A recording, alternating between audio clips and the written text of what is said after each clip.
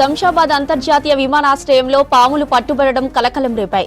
Bangkok నుంచి హైదరాబాద్ వచ్చిన ఇద్దరు మహిళల దగ్గర విషపూరితమైన పాములను కస్టమ్స్ అధికారులు స్వాధీనం చేసుకున్నారు. మహిళలను అదుపులోకి తీసుకున్నారు.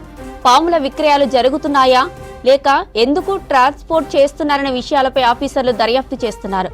అయితే బ్యాంకాక్ నుంచి పాములు తీసుకొస్తున్న వారిని సెక్యూరిటీ సిబ్బంది ఎందుకు గుర్తించలేకపోయారని అనుమానం వ్యక్తమవుతోంది. పక్కా ప్లాన్ ప్రకారమే పాములు తీసుకొచ్చారనే కోణంలో ఎంక్వైరీ చేస్తున్నారు.